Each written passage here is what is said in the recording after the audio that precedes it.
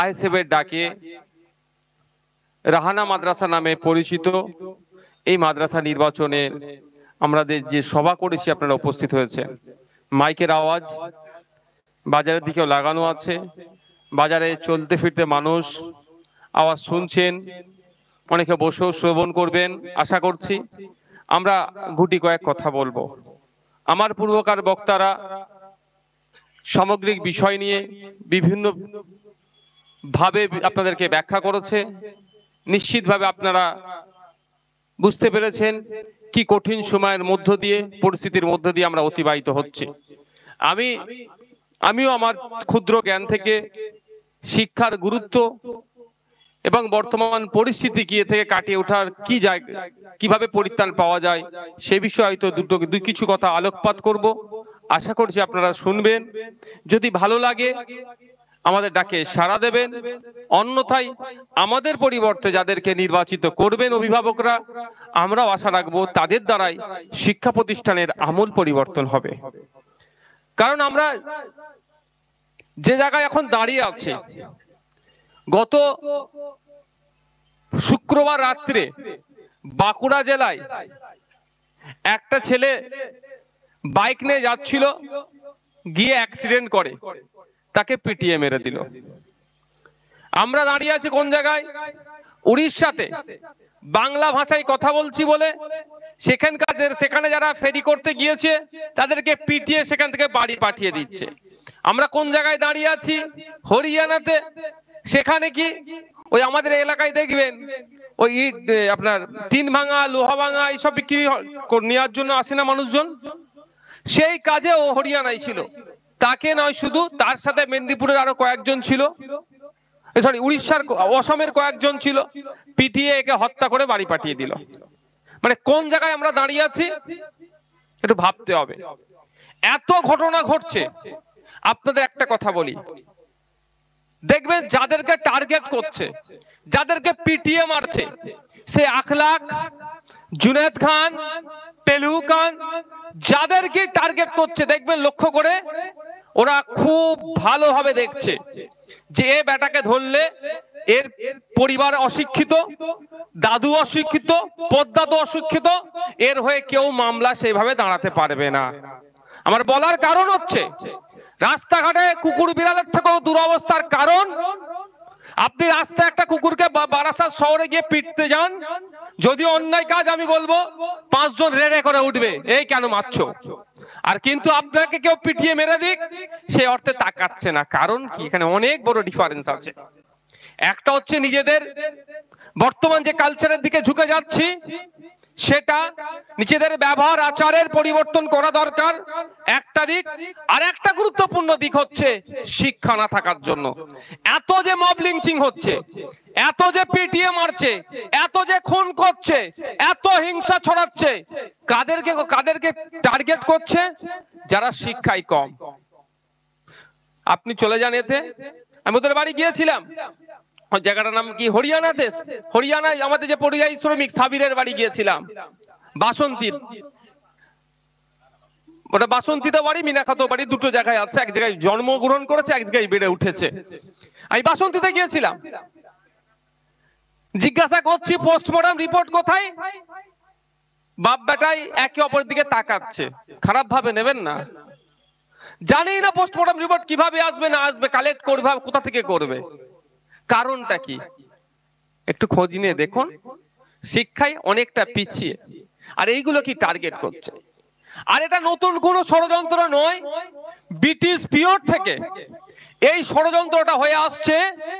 যেখানে মুসলমানরা বেশি বসবাস করে, যেখানে দলিতরা বেশি বসবাস করে, যেখানে আদিবাসীরা বেশি বসবাস করে, অর্থাৎ পিছড়ে বর্গের মানুষজন যেখানে বেশি বসবাস করে, সেই সমস্ত এলাকাগুলোকে কি করছে? শিক্ষা থেকে দূরে সরিয়ে দেওয়ার চেষ্টা করছে। কিভাবে শিক্ষা থেকে দূরে সরিয়ে দেবে? আপনাদের এখানে যে আমডাঙ্গা কেন্দ্রীয় সিদ্দিকিয়া হামিদিয়া রাহানা সিনিয়র মাদ্রাসা আছে, ওটাকে তুলে নিয়ে চলে যাবে?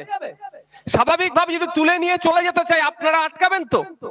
আরে ভাই বলুন না, আটকাবেন, তুলবে না। কি করছে? শুধু এই রাহানা মাদ্রাসা নয়, সারা পশ্চিম বাংলার 614টা মাদ্রাসার কথা বলছি, দিদিমণি ক্ষমতায় আসার আগে বলেছিল 10,000 মাদ্রাসা দেব। আপনারা খোঁজ নিয়ে দেখুন 10,000-এর 10টা তো দিয়ে দেওয়া দূরের কথা, 614টা যে শিক্ষা প্রতিষ্ঠান মাদ্রাসা ছিল এখন কটা পরিকাঠামো যুক্ত আছে। পরিকাঠামো যুক্ত মানে এই নয় নীল নীল সাদা রং করে দিল, হোস্টেল বড় বানিয়ে দিল, এটা পরিকাঠামো নয়। সামগ্রিক পরিকাঠামো, শিক্ষাদানের পরিবেশ, অর্থাৎ শিক্ষক কত আছে, ছাত্র কত আছে, এই রেশিও মেনটেন হচ্ছে কি হচ্ছে না খোঁজ নিয়ে দেখবেন। 614টা মাদ্রাসাতে প্রায় 10,000-এর উপরে শূন্য পদ আছে। অর্থাৎ এই শিক্ষা প্রতিষ্ঠানগুলোতে শিক্ষক না নিয়োগ করে এই শিক্ষা প্রতিষ্ঠানগুলোকে ধ্বংস করে দাও। শিক্ষা প্রতিষ্ঠানগুলোকে ধ্বংস করে দিলেই এরা কোথায় যাবে? কিছু হলেই ছুটে যাবে দাদা দিদির কাছে, নিজেদের আর ভালো খারাপের বিবেচনার জ্ঞান থাকবে না। তাই বন্ধুগণ যারা উপস্থিত হয়েছেন, আমি আবারও বলছি, যদি আগামী 22 তারিখ রবিবারে ইন্ডিয়ান সেকুলার ফ্রন্ট মনোনীত প্রার্থী যারা আছেন এখানে, আমাদের সিরিয়াল নাম্বার হচ্ছে ছেলেদের 5, 6, 7, 8, 10, আর মহিলা প্রার্থী হিসাবে আমাদের 2 নম্বরে আছে। 5 নম্বরে মোহাম্মদ ফারুকউদ্দিন মন্ডল সাহেব আছেন। ফারুকউদ্দিন মন্ডল সাহেব এখানে চলে আসো।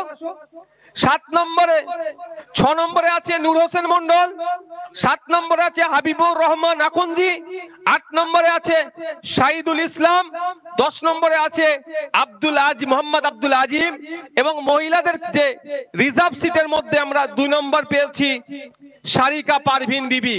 আপনাদের কাছে অনুরোধ করব, আপনারা যদি চান এই শিক্ষা প্রতিষ্ঠানের শিক্ষার পরিকাঠামো ফিরিয়ে আসুক, ওই নীল সাদা রং করে দিলে হবে না। সকালে স্কুলে বাচ্চারা যাচ্ছে, বিকালে ফিরে আসছে মিড ডে মিল খেতে খেতে হই হই করছে, ওটা হবে না। যদি বিশ্বাস নয় হই হই করছে, আজকে এখানে যারা অভিভাবক আছে বাড়ি ফিরে যাবেন, আপনার বাড়ির 7-8 এর ছেলেটাকে ডাকবেন। যদি আমার কথা ভরসা না হয়, আমার কথা যদি মিথ্যা হয়, তাহলে আমাদের এই 5 থেকে 5, 6, 7, 8, 10 এবং মহিলাদের ক্ষেত্রে 2 এই সিম্বলে আপনারা ভোট দেবেন না। আপনারা যারা গার্জিয়ানরা এসেছেন বাড়ি যাবেন, গিয়ে 5, 6, 7, 8 এর ছেলেগুলোকে ডাকবেন, ইংলিশ বইটা খুলে দেবেন, অঙ্কের বইটা খুলে দেবেন, অঙ্ক দিয়ে বলবেন একটু অঙ্কটা করতো, ইংলিশ দিয়ে বলবেন একটা প্যারাগ্রাফ পড়তো। আমি এখানে চ্যালেঞ্জ করে বলে যাচ্ছি, রানা সিনিয়র মাদ্রাসা নয়, সমগ্র রাজ্যের কথা বলছি, এটা আমি 10টা ছেলে পাস করবে আর 90টা ছেলে ফেল করবে। কারণ কি? যারা অভিভাবক প্রতিনিধি নির্বাচনটা কি, এটা খাই না মাকে আগে মাথায় রাখতে হবে আপনাদের। আপনারা ভাববেন এটা খাই না মাপে, এটা খাই মাখার জিনিস নয়।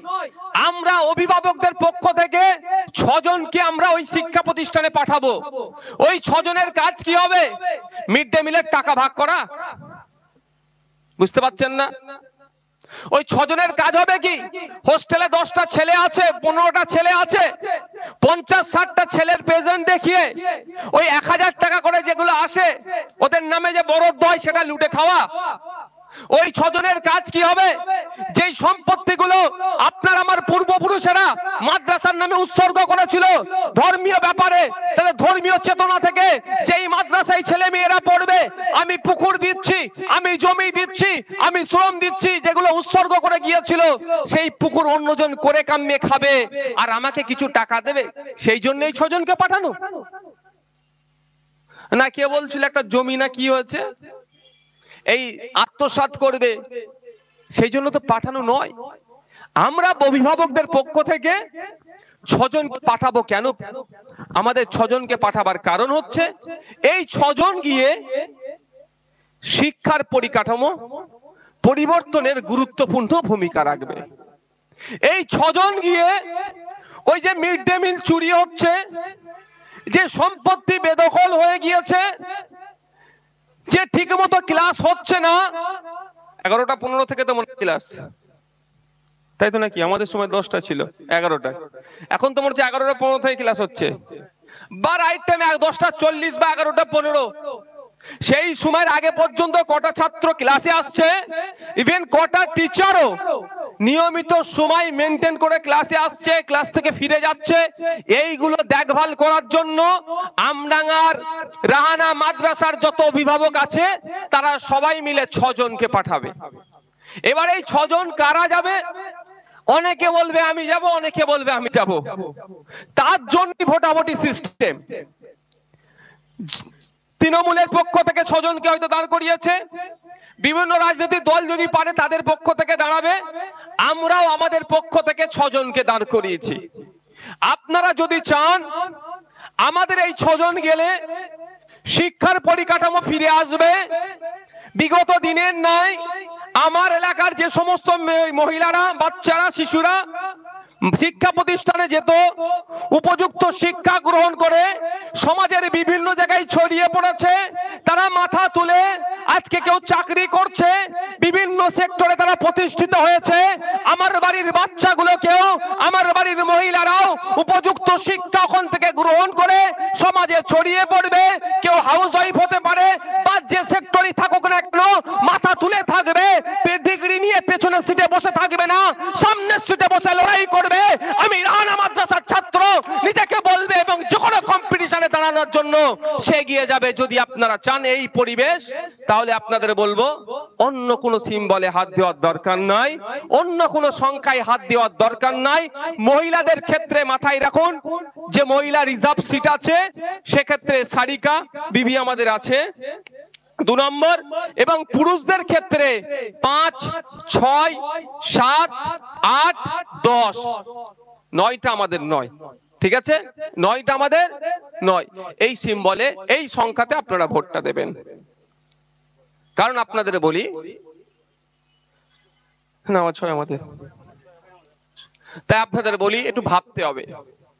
আপনারা যারা উপস্থিত হয়েছেন, আমি আবার ফিরে আসি, আপনারা শুনতে তো অনেকের গাজালা করতে পারে, যে গাজালার কথা বললে কারো অসুবিধা আছে নাকি? হ্যাঁ, একটু গাজালা করতে পারে। আফরাজুলের কথা শুনেছিলেন? মালদার এক শ্রমিক রাজস্থানে কাজে গিয়েছিল, তাকে কি করেছিল? পিটিয়ে পুড়িয়ে দিয়ে গিয়েছিল, জ্যান্ত পুড়িয়ে দিয়েছিল। তার কেসটা এখন কোন স্টেজে আছে আপনারা জানেন? কেউ জানে না, তৃণমূলের নেতাও জানে না। আমি এখানকার যিনি বিধায়ক মহাশয়, সম্মানীয় বিধায়ক মহাশয়, এখানকার যিনি এমপি মহাশয়, সম্মানীয় পার্থদা, তাকেও জিজ্ঞাসা করবেন, উনিও জানে না। কিন্তু ভোটের সময় এই পার্থদারা, এই আপনার এলাকার বিধায়কেরা, এই ফিরহাদ হাকিমেরা, এই মমতা ব্যানার্জি, ওর জন্য কত মায়া কান্না কাঁদছিল বলুন তো? আফরাজুল আমাদের ছেলে, আফরাজুল আমাদের ছেলে। আমি আপনাদের বলে যাই, এটা এখন মেইন স্ট্রিম থেকে শুরু করে অনেক মিডিয়ার লোকজন আছে। আমি নওশাদ যদি একটা ভুল কথা বলে, নওশাদকে মামলা দিতে ছাড়বে না, কিন্তু এটা মাথায় রাখবেন। ওই কোন অফিসারকে আমি একবার বলেছিলাম না যে আপনি দালাল, খুব গায়ে লেগেছে, আমার নামে মামলা পাঠিয়েছে। আমি তোর মামলা তুই রাখ, পারলে আমাকে অ্যারেস্ট করে দেখা। বুঝতে পেরেছে? আমি দালালকে দালাল বলেছি, ওদের গায়ে লেগে গিয়েছে। তো কথা হচ্ছে, আমি যদি একটা অসত্য কথা বলি, আমাকে এটা ছেড়ে কথা বলবে না, এটা মাথায় রাখবেন। আর আমি অসত্য কথা বলার জন্য রাজনীতির মঞ্চে আমি দাঁড়াবো না। আমি ন্যায়কে প্রতিষ্ঠা করার জন্য রাজনীতির ময়দানে এসেছি। আমি এটুকুই বুঝি, দুর্গন্ধ দিয়ে দুর্গন্ধকে তাড়ানো যায় না। ওরা দুর্গন্ধ দিয়ে দুর্গন্ধকে তাড়ানোর চেষ্টা করবে, আমরা সুগন্ধ দিয়ে দুর্গন্ধকে ঠেকে দেব। আপনাদের বলি, এই আফরাজুলের মামলা, আফরাজুলের পরিবার কি দেখতে হচ্ছে? ওই আপনারা আমরা মিলে যে চাঁদা দিয়েছিলাম না, যার যত ইচ্ছা গিয়েছিল আফরাজুলের পরিবারের অ্যাকাউন্টে পাঠিয়েছিলাম, আর সরকার 2-3 লাখ টাকা না কত ক্ষতিপূরণ দিয়েছিল, সব কেসে চলে যাচ্ছে। আজকে মামলা কি হচ্ছে কেউ জানি না আমরা, কিন্তু আফরাজুলের পরিবার সঠিকভাবে জানে না। হয়তো পড়াশোনায় কম, খোঁজ নিয়ে দেখুন, প্রতিটা স্টেট নয়, প্রতিটা পাড়া থেকে শুরু করে দেশের পর্যন্ত, সুপ্রিম কোর্ট পর্যন্ত সরকারকে আমরা যদি উকিল চাই, সরকারকে দিতে বাধ্য। আমার আফরাজুলের পরিবার যদি এটা জানতো, নিজের টাকা খরচ করে উকিল লাগাতে হতো না। শুধু উকিল নয়, যাতায়াত থেকে শুরু করে সবটাই খরচ হয়ে যাচ্ছে, তাহলে ওখান থেকে আমরা সরকারের উকিল পেতাম।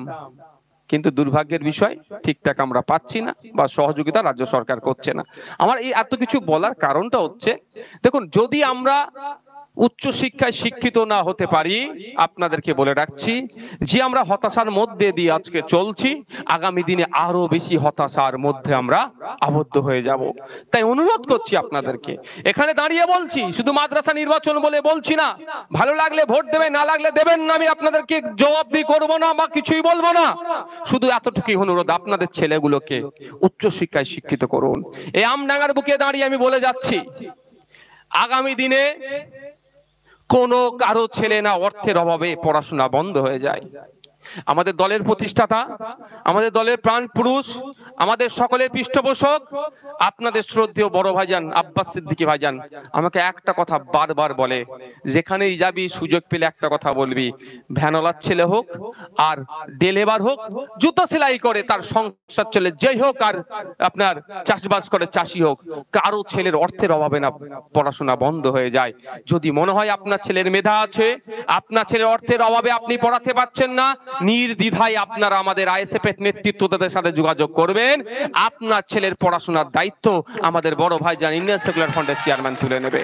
এটা বলেছি বলে আপনাদের ভোট দিতে হবে এটাও ব্যাপার না, বলে যায় আপনাদের ভোট না দিলেও বুঝি প্রকাশ্য যদি আমাদের সমালোচনা করেন, তারপরেও যদি আপনার ছেলেকে উচ্চশিক্ষায় শিক্ষিত করার জন্য অর্থের অভাব হচ্ছে, যোগাযোগ করবেন। এটাও বলে যাচ্ছে, এখানে মাইকের আওয়াজ যাচ্ছে, নিশ্চিতভাবে আমাদের এখানে বাজারের চায়ের দোকানে তৃণমূলের বন্ধুরাও থাকতে পারে, তাদের ভালো লাগে তৃণমূলের আইডিওলজি, তারা দল করেন, কিন্তু অনেক গরিব মানুষও আছেন, তাদের ছেলেপুলেরাও কিন্তু সঠিকভাবে জায়গায় অর্থের অভাবে যোগাযোগ পাচ্ছে না বা ভর্তি হতে পারছে না। আমি সেই সমস্ত তৃণমূলী বন্ধুদেরও বলবো, আপনারাও গোপনে আমার সাথে যোগাযোগ করুন, আপনাদের পরিচয় গোপন থাকবে, আপনার ছেলেকে উচ্চশিক্ষায় শিক্ষিত করার দায়িত্ব আব্বাস সিদ্দিকী তুলে নেবে আমাদের ভাইজান। আমরা হিংসা বিদ্বেষ মুক্ত সমাজ চাইছি, আমরা হানাহানি মারামারি মুক্ত সমাজ চাইছি, আমরা এই ফিতনা ফাসাদ মুক্ত সমাজ চাইছি। আর এইগুলো কাটিয়ে উঠতে গেলে কি দরকার? শিক্ষা। শিক্ষা না থাকলে কাটিয়ে উঠতে পারবো না। তাই বন্ধুগণ, এই যে দেখছেন না, কখন বলছে নাগরিকত্ব কেড়ে নেবো, বলেছিল না, সিএ নাম দেখিয়ে ভোট চাইছিল না। আর আমি কি বলেছিলাম, সিএ এর অ্যামেন্ডমেন্টে কোথায় লেখা আছে ভারতীয় মুসলিমদের তাড়িয়ে দেবে? চ্যালেঞ্জ করে গিয়েছিলাম, কোন মাইল লাল দেখাতে পেরেছে? কিন্তু ভাষণ দিয়ে কি বলছিল, কি বলেছিল ভাষণ দেওয়ার সময়? বিজেপি এসে ঘা করছে আর তৃণমূল এসে মলম লাগাচ্ছে। ওই নামটা কি? বিজেপির যে প্রার্থী হয়েছিল এখানকার বারাকপুরের, ও কোন দলে কখন থাকে বোঝা মুশকিল, কোন দলে কখন থাকে বোঝা মুশকিল। সকালে তৃণমূল, ব্রেকফাস্ট করছে তৃণমূল, আর না ডিনার করছে বিজেপি হয়ে, মধ্যখানে তো অনেক পার করে দিচ্ছে। তো ওনারা ভয় দেখাচ্ছেন কি, এনআরসি করে নাকি, সিএ করে নাকি মুসলমান তাড়িয়ে দেবে। আর মমতা ব্যানার্জির দলের এসে, পার্থবাবুর এসে মলম লাগিয়ে কি বলছে, এনআরসি সিএ হতে দেব না, তাই না? আর আমি কি বলেছিলাম, কারো মায়ের লাল থাকলে ভারতীয় একটা মুসলমানকে তাড়িয়ে দেখা। এই তো 24 সালে ভোটের সময় এই নোটিফিকেশন করে দিয়েছে, কটা মুসলমানকে তাড়িয়েছে? শুধু ভয় দেখানো হয়েছে। খারাপ ভাবে কেউ নেবেন না আমার কথাটা, আমরা ভয় পেয়ে গেছি। কেন? আমরা পড়েছি কি? আমরা পড়েইনি তোটা। হয়তো ভাবছি পার্লামেন্ট থেকে বিল পাস হয়েছে, ইংলিশ আছে, বাংলা ভার্সন পাবো না, বাংলায় আমরা ঠিক করে পড়তে পারি না, সে জায়গায় আমাদের দুরবস্থা। এটা আমি আমার কথা বলছি, খারাপ ভাবে নেবেন না, ইংলিশ তো কিভাবে পড়বো, সেই জন্য যে যেটা বলছে সেটা করে নিচ্ছি। তো আগামী দিনে এই ফাঁদ থেকে যদি আপনি পরিত্রাণ পেতে চান, যদি আপনি পরিত্রাণ পেতে চান, আপনার সাথে দ্বিচারিতা হবে না, আপনার সাথে অন্যায় হবে না। যদি মনে করেন যে আপনি অন্যায় আপনার সাথে হবে না, মাথা তুলে বাঁচবেন, আপনার অধিকার আপনি পেয়ে সঠিক পাবেন, তার সর্বপ্রথম পদক্ষেপ হচ্ছে আপনাকে সংবিধান জানতে হবে, আপনার অধিকার সম্পর্কে জানতে হবে। আর সংবিধান আপনার অধিকার সম্পর্কে তখনই জানতে পারবেন যখন আপনি শিক্ষিত হবেন। দুর্ভাগ্যের বিষয়, এখন আমি শিক্ষা অর্জন করবো না, আমার ফ্যামিলিটাকে চালাবো। ভাই, আমি যদি এখন স্কুলে যাই, আমার ফ্যামিলিটাকে চালাবে? এখানে যারা আছেন কি করতে হবে? আমাদের প্রজন্মকে তো শেষ করে দিয়েছে। আমরা যেভাবে সমস্যার সম্মুখীন হচ্ছি, আমাদের পরের প্রজন্ম না হয় তার জন্য কি করতে হবে?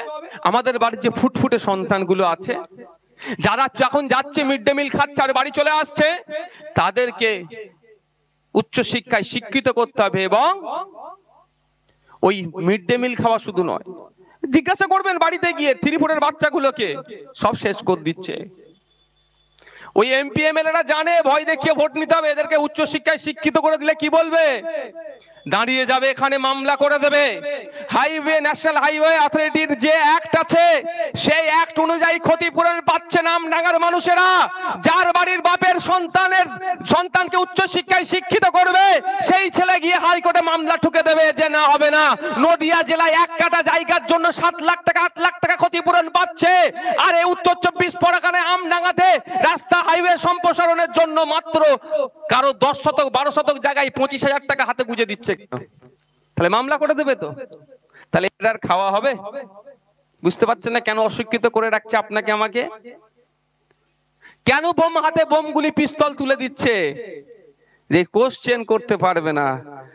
আপনারা জানেন তো আপনাদের হাইওয়ের কি সমস্যা? কাজ শুরু হয়েছে না এখন হয়নি? হচ্ছে, কাউকে ধুমকি চুমকি দিয়ে হয়তো হচ্ছে। নদিয়া জেলায় পাশেই তো আপনাদের নদিয়া 1 কাঠা জায়গা ক্ষতিপূরণ বাবদ কেউ 7 লাখ 8 লাখ টাকা পেয়েছে। আর আপনার এলাকার আমডাঙ্গার কথা শুধু যদি বলি 10 জায়গা তো কারো 25,000 35,000 হাতে ধরে দিয়ে ভয় দেখাচ্ছে। কেন? ওই national highway authority of India কাজ বলে দিয়েছে নাকি নদিয়াকে এত পাবে আর আমডাঙ্গা এত কম পাবে? ওইটা বলে দেয়নি তো, একটা অর্ডার পাস করিয়ে দিয়েছে এরিয়ায় এটা হবে আর রুরাল এরিয়ায় এটা হবে ক্ষতিপূরণ। তাহলে ওরা যদি ওইটা পায় আপনারা না, তাহলে লুট যাচ্ছে মধ্যখান থেকে। এই লুটটা ধরবে কে? আপনিকে আমি ধরবো? আপনার আমার হাত থেকে অনেক আগে পেন কেড়ে নিয়েছে। আপনি যদি মনে করেন আপনার সাথে যে অন্যায় হচ্ছে এটা বন্ধ হওয়া দরকার, তাহলে আপনি আর পেন তুলে কিচ্ছু লাভ হবে না, খারাপ ভাবে নেবেন না। ও পেন তুলে শুধু সময় নষ্ট হবে। এটা কেউ যদি কিছু আমার সাথে কেউ ডিবেটে আসে, আমি বলবো হ্যাঁ ডিবেটে আসুন। অনেকে বলবে অ্যাডাল্ট এডুকেশন আছে, সিনিয়রদেরও পড়ানোর ব্যবস্থা আছে, ঘোড়ার ডিম হবে, কিচ্ছু হবে না। কারণ আমার এই ভাইটা যে সকালবেলা উঠে মাঠে না গেলে তার সংসার চলে না, এই যদি অ্যাডাল্ট এডুকেশনে পড়তে যায় বা বয়স্কদের স্কুলে ভর্তি পড়তে যায়, ওর সংসার চলবে না। ছেলে বউ বাপ বাড়িতে চিৎকার করবে। তো আপনাদের কাজ কি হবে? আপনাদের ছেলের হাতে পেনটা তুলে দিতে হবে। তাই বন্ধুগণ আপনাদের বলবো একটু সজাগ সতর্ক না হলে ওই ভয় আর ভোটটা নিয়ে চলে যাবে। তা আগামী দিনে একটা ভয়ঙ্কর আসতে চলেছে, ঘটনা ঘটতে চলেছে। আপনাদের বলবো শুধু এই প্রসঙ্গ নয়, তাও বলে দিচ্ছে একটা, যে একটু লক্ষ্য রাখবেন। ওয়াকফ অ্যামেন্ডমেন্ট বিল 2024, ওয়াকফ সংশোধনী বিল 2024 পার্লামেন্টে প্লেস করেছে। এত বিরোধীরা কিছু চিৎকার চেঁচামেচি করার জন্য সেটা এখন জয়েন্ট পার্লামেন্টারি কমিটিকে দিয়েছে মেলফেল করার জন্য। এখন খেলাটা বুঝতে পারবেন না, খেলা কখন হবে আপনাদের বলে দিচ্ছি। যদি জয়েন্ট পার্লামেন্টারি কমিটি এই রিয়াকশনটা বুঝতে না পারে মানুষের, যদি পার্লামেন্টে প্লেস করে, তখন তো ভোটাভুটি হবে। তো পক্ষে বিপক্ষে আলোচনা হবে, আলোচনার শেষে ভোটাভুটি হবে। তখন দেখতে পাবেন আমাদের পার্থ দ্বারা কোন দিকে কি করছে। আমি এখন থেকে বলে যাচ্ছি, মিলিয়ে নেবেন। এখন থেকে বলে যাচ্ছি, রেকর্ড করে রাখুন। যদি ভোটাভুটির সময় আসে, হয় পার্থদা ওই দিনকে হাজির থাকবে না, আর না হলে ভোটাভুটির আগে দরজা দিয়ে পালিয়ে বেরিয়ে যাবে, আর না হলে বিজেপিকে ওখানে সাপোর্ট করবে। কারণ পার্থদার বসেদেরকে নালে তুলে দিল্লি তিহার জেলে নিয়ে চলে যাবে। ভাবতে পারছেন? তাহলে আপনাকে আপনার লোক ঠিক করতে হবে। লোকটা ঠিকটা শুরু থেকে হোক না, বুথের স্তর থেকে।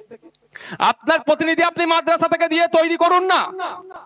আপনাকে আপনারা যারা অভিভাবক আছে আপনাদের বলবো, আমাদের একবার সুযোগ দিয়ে দেখুন আমরা এই শিক্ষা প্রতিষ্ঠানটার পরিবর্তন করতে পারি কি পারি না। আমি বলে দিচ্ছি, এই রং টং করে পড়িয়ে চমকানো ব্যাপার আমি কিন্তু নাই। ওই রং করবো ভালো ভালো কালার করে দিয়ে কিচ্ছু লাভ হবে না। পেটে খিদে আর 3,500 টাকা দামের মিটারের কাপড় পরলে কিছু লাভ হবে ভাই? আগে পেটে খিদেটাকে দিতে হবে ভাই। আমার ডাল ভাত দিয়ে অন্তত জানে বাঁচি। আমার যারা আছে তাদেরকে উচ্চ শিক্ষায় শিক্ষিত করতে গেলে গোড়াটা, বুনিয়াদটা, বেসটা ঠিক করতে হবে। তার জন্য নিয়মিত তাদেরকে, যেমন টিচাররা ক্লাস নেবে, সাথে সাথে আমরা চাই যদি আপনারা আমাদের হাতে তুলে দেন দায়িত্ব, আমরা এই শিক্ষা প্রতিষ্ঠানটাকে আমরা বিভিন্ন ইউনিভার্সিটি, বিভিন্ন কলেজ, বিভিন্ন সমাজের স্তরের মানুষদেরকে দিয়ে বিভিন্ন সময়ে মোটিভেশনাল ক্লাস আমরা করাবো। কারণ আপনারা যারা উপস্থিত হয়েছেন, মাইকের আওয়াজ যাচ্ছে, আমরা কি জানি আর্টস, কমার্স, সায়েন্স, এখন MBA BBA একটু হয়েছে, নার্সিং ফার্সিং একটু জানি। সারা পৃথিবীতে প্রায় 22,000 কোর্স আছে। প্রায় 22,000 কোর্স আছে, 22,000 ভাবে মানুষ ধরনের পড়াশোনার স্কোপ আছে, যেখানে পড়াশোনা করে রুজি রুটিটাকে করে নিতে পারবে। তাহলে আমাদের বাচ্চাদের এগুলো শেখানো হয় না। আমরা খুব বেশি আইএস, আইপিএস, ইউপিএসসি ট্রেনিং দিতে হবে তো, কোচিং দিতে হবে তো, বিসিএস এর কোচিং দিতে হবে তো, অফিসার ভাবে কি করে তার পরিকাঠামো তৈরি করতে হবে তো, ন্যাশনাল হাইওয়ের ধারে একটা শিক্ষা প্রতিষ্ঠান, সব এখানে বড় বড় টিচার থেকে শুরু করে যারা এক্সপার্টরা ডাকলেই চলে আসবে, এখানকার ছেলে মেয়েরা পড়াশোনা করবে, একদিকে উচ্চ মাধ্যমিক পাস হবে, ফাজেল পাস হবে, সাথে সাথে ফাজেল পাসের সাথে সাথে আমরা আমাদের ছেলেগুলোকে বিসিএস কোচিং এর জন্য এখান থেকে প্রস্তুতি নেব। উচ্চ মাধ্যমিক পাস করবে, কলেজে যাবে, এখানে বিসিএস এর কোচিং নেবে, কলেজ কমপ্লিট করার সাথে সাথে আমাদের ছেলেরা যাতে বিসিএস পাস করে তার জন্য আমরা সেই তাদেরকে কোচিং দেবো। এখানে এই পরিকাঠামো তৈরি করবো। তো আমাদের গার্জেনরা গিয়ে ওই কতজন আজকে এসেছে মিড ডে মিল 1,500 কাউন্ট হচ্ছে, 200 হয়তো এসেছে, বাকি 1300 ভাগটা কত পাবো ওটা করতে যাবে না। আপনাদের বলে যায়, যদি ওটা করতে যাই আপনাদের এখানে দাঁড়িয়ে আমি আপনাদেরকে কাছে প্রতিজ্ঞাবদ্ধ হচ্ছি, যে করতে যাইবে তাকে দেখবেন আইএসএফ এর ছায়া তলে সে আর থাকবে না। সে কোথা থাকবে? আইএসএফ থেকে মাঠের বাইরে চলে যাবে, আমাদের এরিয়ার মধ্যে থাকবে না, কারণ আমরাও কাজ করতে দেব না। আমরা ভূত ভাগানোর জন্য এসেছি, আমাদের মধ্যে যদি ভূত ঢুকে পড়ে তো বিপদ হবে। আমি এটাতে বিশ্বাসী, আঙুলে ক্যান্সার হয়েছে, আঙুল এখানটা বুঝতে পারছেন না, আঙুলে ক্যান্সার হয়েছে ডগে, এখানটা কেটে ফেলে দাও, বেশ কিছুদিন বাঁচবে। ওই ডগটা কেটে দেবো কি কেটে দেবো না ভাবতে ভাবতে সোঁচ কিন্তু মাথায় চলে আসবে। তো এই ধরনের আমরা বিশ্বাসী। তাই আপনাদের বলবো, আপনারা লোকসভা নির্বাচনে বিজেপি চলে আসবে, হ্যাঁ আসবে ত্যান আসবে বলে আপনাদেরকে ভুল বুঝিয়ে আপনাদের ভোট নিয়েছে। আমি আপনারা ভোট অনেকে দিয়েছেন বা অনেকে দেননি, সে প্রসঙ্গে আমি যাব না। আপনাদের সম্পূর্ণ এখতিয়ার, আপনাদের অধিকার, আপনারা কি করবেন কি করবেন না। তো এই নির্বাচনে আপনাদের বলবো, এখানে বিজেপি আসার কোনো প্রশ্ন আছে ভাই? আরে জোরে বলেন না, নাহলে যেখানেই ভোট হয় বিজেপির ভয় দেখিয়ে দেয়, আরে কি যাবো কোথায় রে বাবা। এরা তো যুক্তি করে সামনে নিয়ে এসে দাঁড় করিয়ে রেখেছে, বুঝতে পারছেন না? সামনে নিয়ে এসে দাঁড় করিয়ে রেখেছে। 21শে জানুয়ারি আমাদের কর্মীদের মারধর করেছিল কেন? যারা মারধর করেছিল সেই মর্মে আমরা গণতান্ত্রিক প্রক্রিয়ায় আমরা কি করছিলাম? অবরোধ করলাম। এটা সংবিধান আমাদের রাইট দিয়েছে। সেখানে মারধর করলো, আমাদের রাজ্য স্তরের নেতৃত্বদেরকে 42 দিন জেল খাটিয়ে দিল। আর নবান্ন অভিযানে যখন এই হিংসা হলো হ্যান হলো, পুলিশকে মেরে ধরে কি করে দিল? কই তাদের বেলায় যারা ইন্ধন দিল তাদেরকে হবে না, কারণ এদেরকে চুপ করিয়ে রাখ, এরা বঞ্চিত সমাজ পিছড়ে বর্গের হয়ে প্রতিনিধিত্ব করছে, ওটা হবে না। কারণ এরা যদি পিছড়ে বর্গের মানুষ, যেমন যারা পিছড়ে বর্গের মানুষ যদি এদের চোখ ফুটে যায় প্রশ্ন করবে। কেমন প্রশ্ন করবে আপনারা এখানে থাকলে বুঝতে পারবেন। আজকে আমার আগে মনে হয় বক্তব্য আমি যখন আসছিলাম এটা শুনলাম, আপনাদের মধ্যে মানে কেউ বলেছে ওই নিয়ে, না ওই না ও সরি, আজকে আমি আস্তে আস্তে আমি মোবাইলে শুনছিলাম ওয়াকাফ প্রপার্টি নিয়ে কথা বলতে বলতে একটা বিষয় বলছিল, সেখানে যে ওয়াকাফ প্রপার্টি থেকে শুধুমাত্র এই ইমাম সাহেবদের মাইনের জন্য ওয়াকফ করে যায়নি আমাদের পূর্বপুরুষেরা। এই ওয়াকফ প্রপার্টি থেকে ওয়াকফ করে গিয়েছিল, ওয়াকাফ প্রপার্টি থেকে মহিলাদের বিবাহের সহযোগিতাও দেওয়ার জন্য ওখানে বলা আছে। কিন্তু দুর্ভাগ্যের বিষয় আমাদেরকে জানানো হয় না। তো এইখানে আমি বলবো আপনাদেরকে, আমি শিক্ষা প্রতিষ্ঠানের কথা বলছি, যদি আজকে আমরা উচ্চ শিক্ষায় শিক্ষিত হতে পারি, আমরা শিক্ষার পরিকাঠামো ফিরিয়ে নিয়ে আসতে পারি, এখানে ওই কি বোমডাঙ্গা থেকে আমডাঙ্গা থেকে বোমডাঙ্গা নাকি কি বোমডাঙ্গা পরিবর্তন করে আবার আমডাঙ্গায় ফিরে আসবে, এমন এরা খারাপ পরিস্থিতিতে চলে গিয়েছে। কদিন আগে এলাকাতেই এখনো মনে বিচার তো পাইনি, তৃণমূলেরই এক প্রধানকে বোমের আঘাতে তৃণমূলের নেতারাই মেরে দিল। এটা কি ভালো হিসাবে হচ্ছে? তৃণমূল আমার সাথে রাজনৈতিক লড়াই তার সাথে আমার আছে, থাকবে। যতদিন এরা চুরি করছে দুর্নামরি করছে লড়াই চলবে এদের বিরুদ্ধে, কিন্তু দেখুন একজন মানুষকে তো মেরে দিল। এই বোমগুলি অবৈধ থাকার ফলে কখন কার দিকে ছুটে আসবে কেউ বলতে পারবে না। তা এইগুলো মুক্ত সমাজ যদি পেতে চান, তাহলে আপনার পরিবারকে আপনাকে আপনার মানে জেনারেশনের হাতে, পরের জেনারেশনের হাতে পেন বই খাতা তুলে দিতে হবে। ওই সকালে যাচ্ছে সন্ধ্যায় বাড়ি ফিরছে বাচ্চারা, মিড ডে মিল খেয়ে এতে লাভ কিচ্ছু হবে না, এতে বরঞ্চ ভবিষ্যৎ ধ্বংস হবে, আরো পিছন দিকে চলে যাবেন। যদি চান আপনারা এই শিক্ষা প্রতিষ্ঠানের পরিবর্তন হোক। যে শিক্ষা প্রতিষ্ঠানকে গড়তে গিয়ে ফুরফুরা থেকে পীর সাহেবরা এসেছিলেন, তাদেরকে ভরসা করে আপনার বাপদাদুরা, তাদের কথাতে ভরসা করে 1950 সালের দিকে আপনার দাদুরা, পদ্দাদুরা, অনেকের আব্বারা, কেউ জমি দিয়েছে, কেউ পুকুর দিয়েছে, কেউ শ্রম দিয়েছে, কেউ রাজমিস্ত্রির কাজ করে দিয়েছে, কেউ মেহনত দিয়েছে, দিয়ে একটা প্রতিষ্ঠান গড়ে তুলেছে। সেই প্রতিষ্ঠানটা কিন্তু আজকে ধ্বংসের দিকে এগিয়ে যাচ্ছে। হয়তো রং চঙে আছে, দেখতে পাচ্ছেন, কিন্তু ভেতরের শিক্ষার পরিকাঠামো ধ্বংসের পথে চলে গিয়েছে। এটা যদি ফিরিয়ে আনা দরকার হয়, তাহলে আমি বলবো সেই 1950 সাল, 1955, 1960, 1970 এর কথা ভেবে আসিছি আপনার কাছে সেই ফুরফুরা শরীফ থেকে। আবার এগিয়ে আসুন, যেভাবে আপনার বাপ দাদুরা আমার বাপ দাদুদেরকে সহযোগিতা করেছিল, শিক্ষা প্রতিষ্ঠান করেছিল, আর একবার আমাদেরকে সুযোগ দেন, আমরা সেটা পরিবর্তন করে দেখিয়ে দেবো। আবার সেই পরিবেশ আমরা ফিরিয়ে নিয়ে আসবো, যদি আপনারা সুযোগ দেন। আমি জোর করার পক্ষে নয়, মিথ্যে লোভ প্রলোভন দেখানোর আমি পক্ষে নয়। কারণ যতটুকু করতে পারবো আমি ততটুকুই বলবো, তার থেকে বেশি আমি বলি না। কারণ আমি এটুকু বুঝি, আমার জুতোর সাইজ যতটুকু, আমি সেই মতোই চলার চেষ্টা করি। আমার জুতোর সাইজের থেকে বড় চলার আমি চিন্তা ভাবনা কোনোদিন করিনি, আর করবো না। এটা মাথায় রাখবেন। তাই বন্ধুগণ, আপনাদের বলবো, একটা এই নির্বাচনী সভা করতে গিয়েও সমস্যা। এখানে করতে যাবে না, ওখানে করতে দেবে না, হ্যান দেবে না, ট্যান দেবে না, ঠিক আছে। আর আমি আমার কথা বলছি, আমি এটা নিয়ে কোনোদিন ভাবি না কোথায় হচ্ছে না হচ্ছে। তবে একটা কথা, যারা কর্মীবিন্দু যারা আছেন, যারা গার্জেন এসেছেন, আপনাদের কাছে আমি অনুরোধ করব, ঠিক, আমি আপনাদের কাছে অনুরোধ করবো এটাই, যে আপনারা বাড়ি বাড়ি যাবেন। গার্জেন যারা এসেছেন তাদেরকে বলবো, আপনাদের দায়িত্ব নিতে হবে। পাশের লোককে বলেন, যারা কর্মী আছেন, কে কোন কত পর্যায়ের কর্মী, কোন দায়িত্ব ভাবার দরকার নাই। পাশের বাড়ির লোককে পাড়াতে গিয়ে একটাই কথা গার্জেনদেরকে, যে কত নম্বর মনে আছে, 5, 6, 7, 8, 10, আর মহিলা সংরক্ষিত সিটের জন্য 2 নম্বরে। এইগুলোতে ভোট দিন, ভোট দিয়ে যেতেন। আর একটা কথা, যেদিন ভোটাভুটি হবে, আমাদের সাহেব কোথায়, সাহেব ভাই আছে, যারা আছে, রহমান ভাই যারা আছেন, একদম আছে, আমাদের মুরব্বী যারা আছেন, একটা কথা, মাঠে ময়দানে ফলাতে যেমন ওদেরকে দেব না, ওই উঠোনেও না কেউ ফলাতে পারে। ঠিক আছে, ওরা আছে, যারা আছে নেতৃত্বরা, বলছি একদম মাথায় রাখবেন, একদম মাথায় রাখবেন। কারণ এরা এই জোট চুরি করতে করতে করতে করতে, দুর্নীতি করতে করতে কোথায় পৌঁছেছে দেখেছেন? আপনার বাড়ির কেউ যদি মারা যায়, যদি মর্গে থাকে, এই জোচ্চোরেরা, এই ধান্দাবাজেরা, এই বর্বরেরা, সেই বাড়ির মহিলাটা যদি এসএসকেএম এর মতো জায়গায় পৌঁছে যায়, হয়তো কোনো ভাবে অ্যাক্সিডেন্ট করে মারা গিয়েছে, মর্গের মৃত মহিলার সাথে আপনাদের এলাকার বিধায়ককে প্রশ্ন করবেন, যে নওশাদ সিদ্দিকী এসে বলে গিয়েছে, আপনাদের এলাকার এমপি কে প্রশ্ন করবেন, যে একজন মৃত মহিলার সাথে তোমাদের ছোট্ট ছাই থেকে সন্দীপ ঘোষণা কিভাবে তার সাথে নোংরামি করে ভিডিও করে বিক্রি করতো, তোমরা জানতে না? জিজ্ঞাসা করবেন। এরা এই নোংরামি করতে করতে কোথায় পৌঁছেছে? এসএসকেএম এর আপনারা খবর দেখেননি নাকি? এক আমার তিলোত্তমা বোনের সাথে যে পৈশাচিক আক্রমণ করে তাকে হত্যা করে ধর্ষণ করেছে, সেটা একটা পাঠ।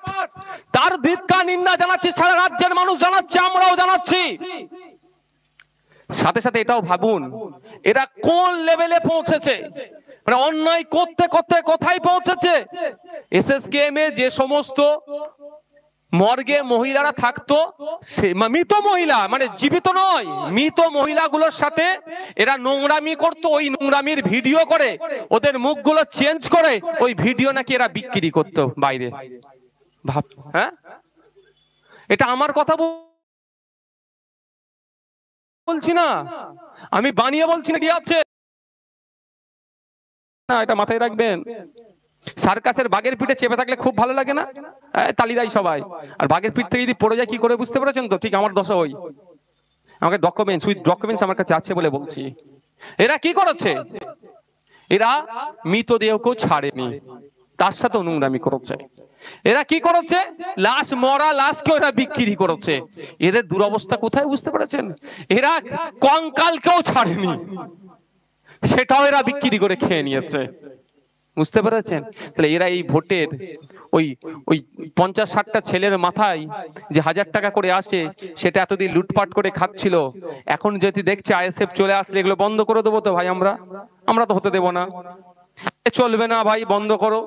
তোমার 1500 ছেলে, 200 ছেলের আজকে হাজির হচ্ছে, 200 জনেরই মিড ডে মিলের টাকা উঠবে, বাকি 1300 খেতে দেওয়া যাবে না। এই সবগুলো তাহলে ওদের সংসার চলবে কিভাবে? তাহলে ওরা জান দিয়ে লড়াই করবে, ওরা অন্যায় করার জন্য। আর আমরা বুক পেতে লড়াই করব কিসের জন্য? সমস্ত ধরনের অন্যায়কে বন্ধ করার জন্য।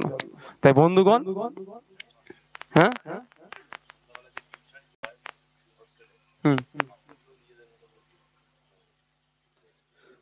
তাই যেটা আমাদের কুতুব ভাই বলছেন, সমস্ত বিষয়গুলো তো আমরা দেখবো অবশ্যই অবশ্যই। আর একটা কথা বলি আপনাদের, আমরা আপনাদের কাছে একটা সুযোগ চাইছি। আমাদের নতুন দল, ভরসা বিশ্বাস করলেও কেন একটা কিন্তু বোধ থেকে যাচ্ছে অনেকের মনে, পারবে কি পারবে না। আপনারা আমাদেরকে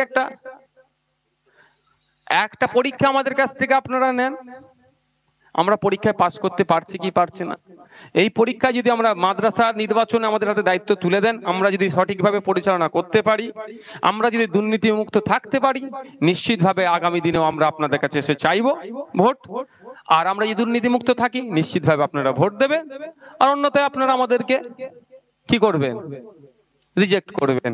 তৃণমূলী বন্ধুদের বলবেন, তোমাদের তো এতদিন বিশ্বাস করেছি, আর তোমরা বলছো আইএসএফ নাকি দুদিনের দল, ওর কোনো পরিকাঠামো নেই। তাহলে একবার আইএসএফ কে তো ছোট্ট জায়গা দিয়ে দেখো না, ছোট্ট মাঠে একটু খেলতে দাও না আইএসএফ কে, তোমরা তো বড় মাঠের প্লেয়ার, একটু দাঁড়াও।